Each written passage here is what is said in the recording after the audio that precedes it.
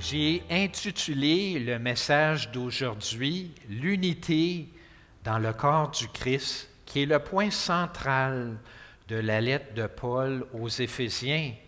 C'est pour ça que nous retrouvons cette idée maîtresse au centre de sa lettre et également un peu partout dans la lettre. Débutons tout d'abord avec un peu de contexte. La lettre de Paul aux Éphésiens a été écrite au début des années 60 de notre ère, alors que Paul était en prison à Rome. Loin d'être découragé, Paul encourage l'Église, le corps du Christ, à être unis, même limité. Paul a trouvé le moyen par ses lettres de participer à l'édification de l'Église. Et l'Église, en passant, est composée de tous ceux et celles qui croient à la bonne nouvelle et aux enseignements de Jésus. Mais qu'est-ce que la bonne nouvelle? Le Dieu souverain de l'univers, qui est un seul être, mais trois personnes divines, le Père, le Fils et le Saint-Esprit, a créé la race humaine pour être dans une communion d'amour éternelle avec lui. Dieu, c'est la communion de trois personnes divines qui vivent en parfaite harmonie et qui nous invitent à entrer en relation avec lui. Puisque l'amour véritable est librement exercé, Dieu nous a donné le libre arbitre pour exercer nos choix.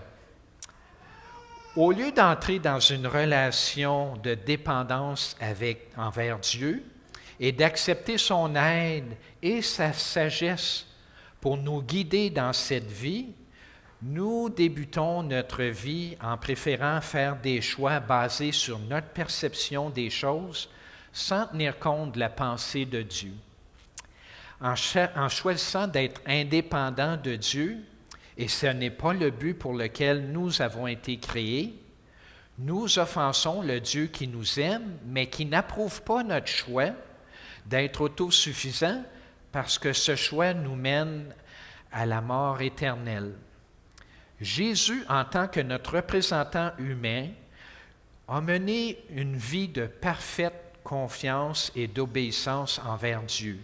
Et c'est sa vie qui a été offerte en sacrifice pour le pardon des fautes de toute l'humanité, pour nous être détournés de lui. Nous comprenons que c'est par grâce que Dieu le Père nous place dans l'Église. C'est une faveur imméritée qui n'a rien à voir avec nos bonnes œuvres. Jésus-Christ, qui est la parole vivante, le pain de vie, nous nourrit spirituellement afin que nous comprenions l'identité de Dieu et notre identité en relation avec lui.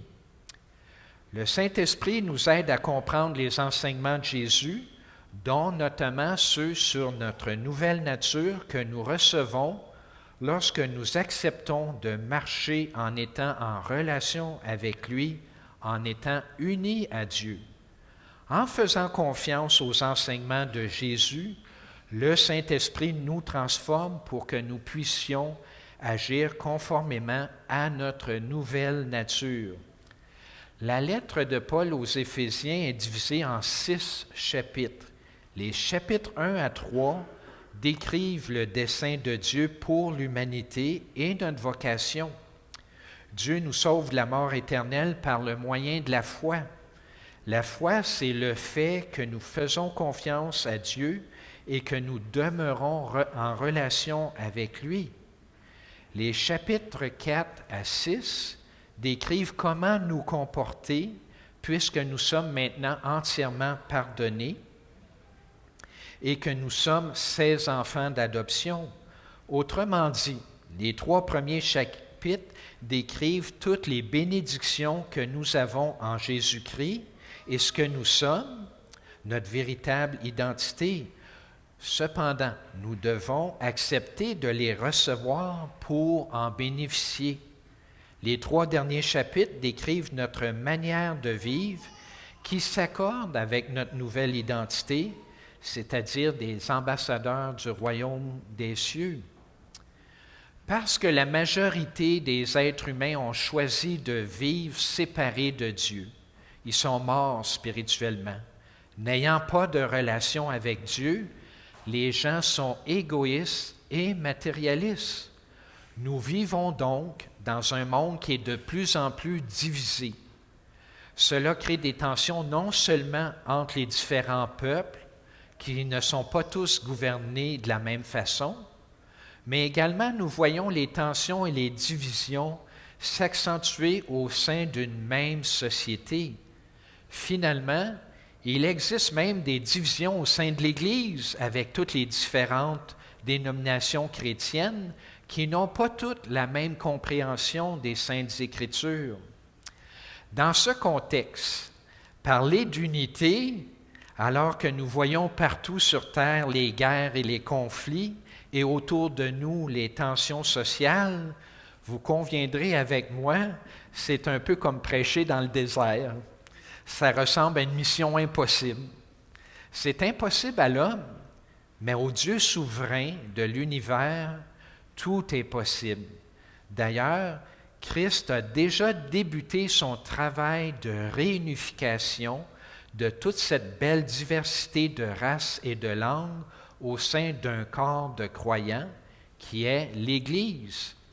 Dans Éphésiens au chapitre 1, les versets 7 à 10, Paul écrit qu'en lui, c'est-à-dire en Jésus-Christ, nous avons la rédemption par son sang, la rémission des péchés, selon la richesse de sa grâce que Dieu a répandue abondamment sur nous par toute espèce de sagesse et d'intelligence, nous faisant connaître le mystère de sa volonté, selon le bienveillant dessein qu'il avait formé en lui-même pour le mettre à exécution lorsque les temps seraient accomplis, de réunir toutes choses en Christ, celles qui sont dans les cieux et celles qui sont sur la terre. Au cours du message d'aujourd'hui, nous allons aborder les 3 sujets suivants. Premièrement, comment maintenir l'unité au sein de l'Église. Et deuxièmement, nous allons voir les 7 points communs de l'Église. Et enfin, nous terminerons avec notre mission commune. Donc, le point numéro 1, comment maintenir l'unité au sein de l'Église? Le travail de réunification au sein de l'Église commence par chacun d'entre nous et consiste à aimer nos frères et sœurs dans la foi. Paul écrit justement au chapitre 4, les versets 1 à 3, « Je vous exhorte donc, moi, le prisonnier dans le Seigneur, à marcher d'une manière digne de la vocation qui vous a été adressée, en toute humilité et douceur, avec patience, vous supportant les uns les autres avec charité, vous efforçant de conserver l'unité de l'esprit par le lien de la paix. » Nous sommes tous impliqués dans un processus de transformation et nous ne sommes pas encore parvenus à l'état d'être humain parfait comme Jésus-Christ, notre exemple. C'est pourquoi, afin de conserver l'unité parmi notre congrégation, chacun d'entre nous doit faire preuve de patience, d'humilité, de douceur et d'amour. Ce sont les clés pour maintenir l'unité au sein de l'Église. Paul nous dit que c'est notre vocation, notre nouvelle nature d'agir comme ça. Comportez-vous comme ce que vous êtes. En étant unis au Saint-Esprit, demandons et acceptons son aide pour agir comme Jésus, notre modèle. En restant conscients que nous sommes dans une relation de dépendance, c'est-à-dire que nous demandons son aide et que par la foi, nous savons que nous recevons son aide, nous pouvons surmonter les tentations d'agir contrairement à la volonté divine. Demeurer unis au Dieu Trine, c'est d'accepter d'être conduit par le Saint-Esprit afin d'agir avec humilité, patience, douceur et amour. Cela ne vient pas de nous, c'est le Saint-Esprit qui nous rend capables d'aimer comme Jésus. Paul nous dit que la bénédiction que nous récoltons lorsque nous nous efforçons de conserver l'unité au sein de notre groupe, c'est la paix. Il en résulte un sentiment de bien-être, de satisfaction qu'aucune richesse matérielle n'arrive à combler. Plus vous convoitez de choses, plus l'insatisfaction sera grande. Nous avons été créés avec un manque à combler. Et ce manque, c'est seulement notre Créateur qui peut le combler lorsque nous venons en relation avec lui. Le deuxième point aujourd'hui du message, ce sont les 7 points communs de l'Église. En plus des vertus qui nous caractérisent pour ressembler davantage à Jésus, Paul énumère 7 points communs qui sont partagés par tous les croyants qui forment l'Église. Nous allons les voir brièvement un par un. Toujours dans le chapitre 4, au verset 4 à 6, Paul écrit « Il y a un seul corps et un seul esprit, comme aussi vous avez été appelés à une seule espérance par votre vocation.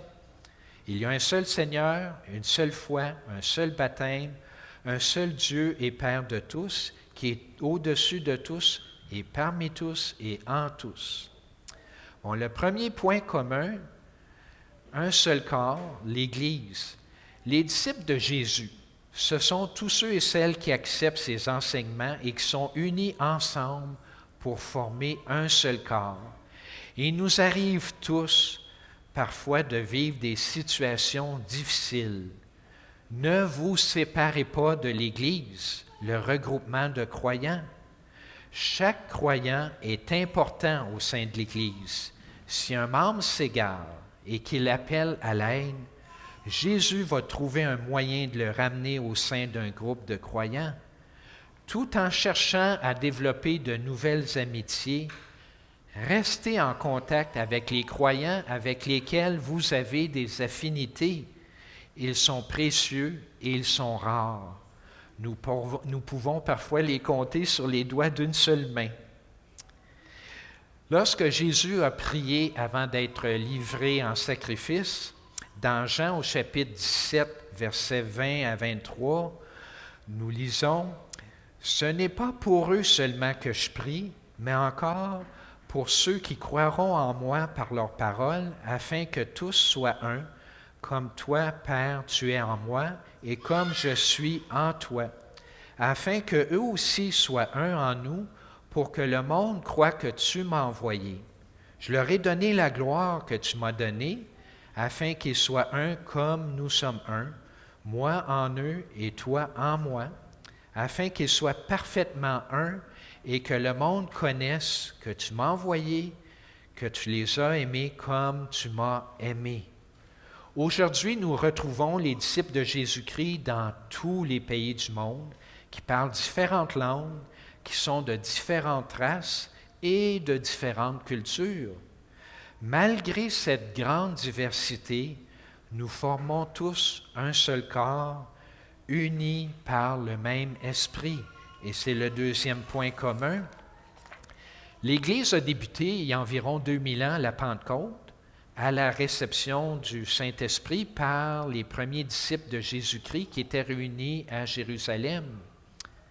Jésus a dit dans Jean au chapitre 15, les versets 26 et 27, « Quand sera venu le Consolateur que je vous enverrai de la part du Père, l'Esprit de vérité qui vient du Père, il rendra témoignage de moi, et vous aussi, vous rendrez témoignage parce que vous êtes avec moi dès le commencement. » Jésus explique que le Saint-Esprit rend témoignage de Jésus en nous faisant comprendre les enseignements de Jésus qui sont la vérité sur l'identité de Dieu et sur notre identité. Par sa vie parfaite offerte en sacrifice pour le pardon de nos fautes, Jésus est le seul chemin qui mène à la vie éternelle. Le Saint-Esprit accorde aux disciples différents dons. Il y a donc diversité de ministères, mais une seule mission. Nous participons tous à la réconciliation de l'humanité avec Dieu. Par nos enseignements et notre comportement, Dieu utilise notre témoignage pour attirer les êtres humains à lui. Parce que nous avons le Saint-Esprit qui réside en nous, nous avons l'assurance de la vie éternelle. Bien que notre corps physique se détériore avec l'âge, nous sommes remplis d'espérance car nous savons que la mort n'aura pas le dernier mot sur nous, mais que nous allons revêtir un jour un corps immortel. Et justement, le troisième point commun, une seule espérance. Le salut personnel implique à la fois la souveraineté divine et la réponse humaine. Le Père donne les êtres humains au Fils, il est le sauveur de tous, mais pour faire l'expérience de ce salut et le vivre, les gens doivent répondre, ils doivent venir à lui, croire en lui, mettre leur confiance en lui. Jésus leur assure que tous ceux qui font ça ne seront jamais perdus, mais qu'ils ressusciteront au dernier jour et ils recevront la plénitude du salut. Même la mort ne peut pas nous priver du don du salut que Dieu en Jésus-Christ nous offre. Jésus a dit dans Jean chapitre 6, versets 37 à 40, « Tous ceux que le Père me donne viendront à moi, et je ne mettrai pas dehors celui qui vient à moi, car je suis descendu du ciel pour faire non ma volonté, mais la volonté de celui qui m'a envoyé. Or, la volonté de celui qui m'a envoyé, c'est que je ne perde rien de tout ce qu'il m'a donné, mais que je le ressuscite au dernier jour. La volonté de mon Père, c'est que quiconque voit le Fils et croit en lui ait la vie éternelle, et je le ressusciterai au dernier jour. Un jour, nous vivrons tous dans un royaume qui ne connaîtra pas l'injustice, la maladie, la tristesse, la faim, la misère et la guerre. L'espérance est un bon remède contre le découragement. Ne perdez jamais de vue que vous êtes déjà un citoyen du royaume des cieux, un enfant de Dieu. Parce que nous partageons la même espérance, encourageons-nous mutuellement à imiter notre Seigneur Jésus-Christ. Et justement, le quatrième point commun, un seul Seigneur. Jésus-Christ est le seul Seigneur. C'est lui seul qui donne la vie éternelle, il n'y en a pas d'autre. Paul a écrit dans l'Épître aux Romains, chapitre 10, verset 9, « Si tu confesses de ta bouche le Seigneur Jésus, et si tu crois dans ton cœur que Dieu l'a ressuscité des morts, tu seras sauvé. » Il a également écrit dans Colossiens au chapitre 1, verset 18, en parlant de Jésus, « Il est la tête du corps de l'Église, il est le commencement, le premier-né d'entre les morts, afin d'être en tout le premier. » Jésus, notre représentant humain, a accepté de subir à notre place une mort humiliante, la croix, pour nous ramener en communion avec Dieu. Paul écrit dans Philippiens au chapitre 2, les versets 5 à 11, « Ayez en vous les sentiments qui étaient en Jésus-Christ, lequel, existant en forme de Dieu, n'a point regardé comme une proie à arracher d'être égal avec Dieu, mais s'est dépouillé lui-même en prenant une forme de serviteur, en devenant semblable aux hommes, et ayant paru comme un simple homme, il s'est humilié lui-même, se rendant obéissant jusqu'à la mort, même jusqu'à la mort de la croix. C'est pourquoi aussi Dieu l'a souverainement élevé et lui a donné le nom qui est au-dessus de tout nom, afin qu'au nom de Jésus, tout genou fléchisse dans les cieux et sur la terre, sous la terre, et que toute langue confesse que Jésus-Christ est Seigneur à la gloire de Dieu le Père. Durant son ministère terrestre, Jésus a fait pleinement confiance au Père et lui a obéi parfaitement pour faire sa volonté. Nous aussi, plus nous avons confiance en Dieu, plus nous sommes portés à lui obéir. Ainsi, c'est la foi de Jésus qui se développe en nous. Cinquième point commun, une seule foi. Il existe beaucoup de mensonges à propos de Dieu et de notre identité, notamment que Dieu n'existe pas ou encore qu'il ne se soucie pas de nous. C'est tout le contraire.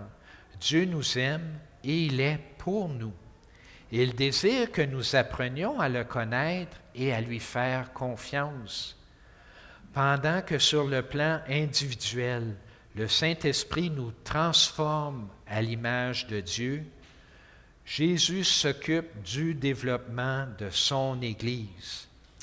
Au chapitre 4, toujours d'Éphésiens, le passage d'aujourd'hui, les versets 11 à 14, nous lisons, en parlant de Jésus, « Et il a donné les uns comme apôtres, les autres comme prophètes, les autres comme évangélistes, les autres comme pasteurs et docteurs, pour le perfectionnement des saints, en vue de l'œuvre du ministère et de l'édification du corps de Christ, jusqu'à ce que nous soyons tous parvenus à l'unité de la foi et de la connaissance du Fils de Dieu, à l'état d'homme fait, à la mesure de la stature parfaite de Christ, afin que nous ne soyons plus des enfants flottants et emportés à tout vent de doctrine, par la tromperie des hommes, par leur ruse, dans les moyens de séduction.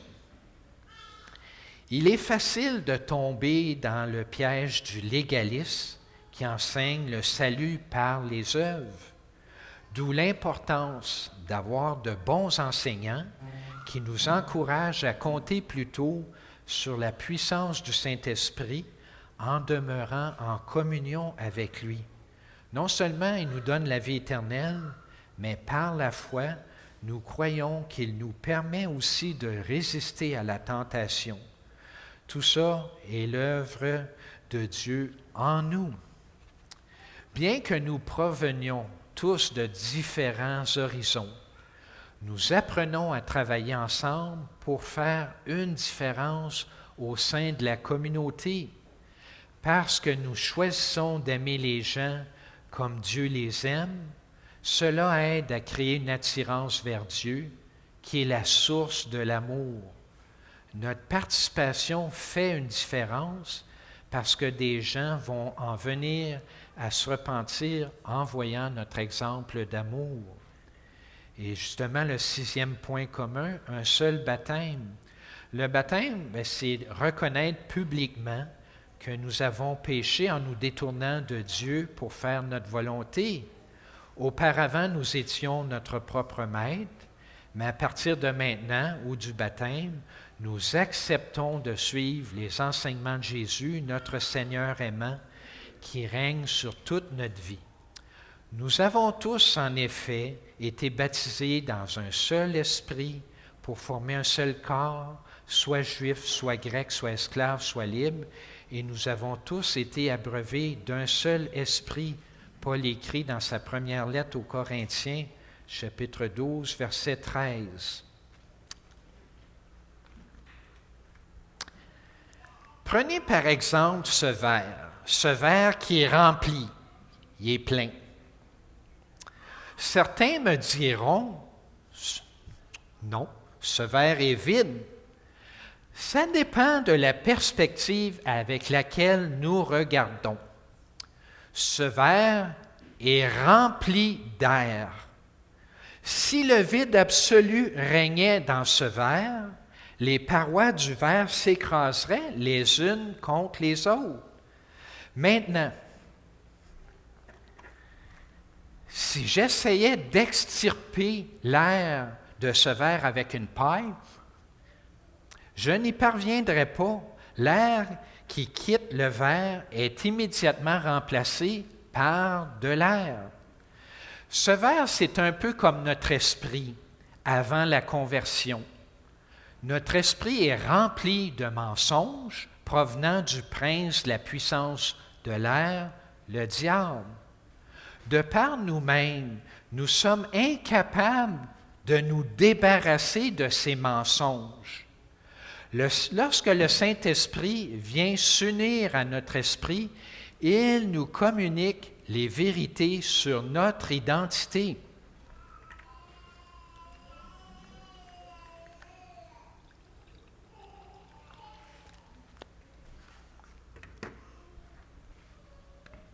Tout comme l'eau chasse l'air parce qu'elle est 1000 fois plus lourde que l'air, le Saint-Esprit qui vient habiter en nous a la puissance de nous débarrasser de tous les mensonges du diable.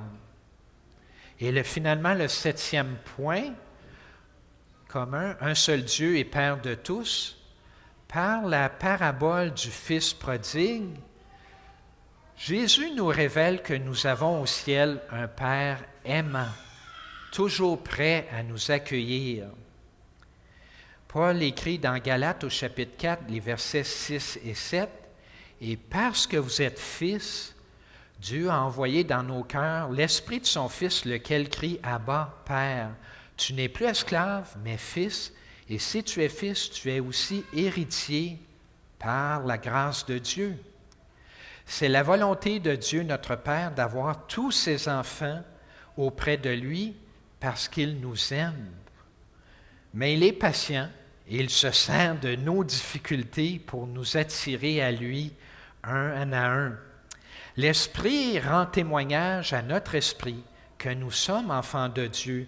Paul écrit au chapitre 8 de Romains, les versets 16 et 17. « Or, si nous sommes enfants, nous sommes aussi héritiers de Dieu et co-héritiers de Christ, si toutefois nous souffrons avec lui afin d'être glorifiés avec lui. » Les souffrances du temps présent ne sont en rien comparables à la gloire qui nous est réservée.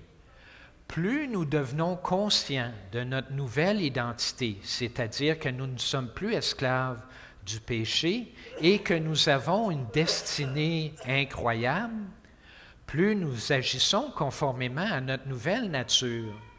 Notre nouvelle identité, c'est de demeurer en communion avec Dieu au lieu de vivre séparés de lui afin de faire sa volonté.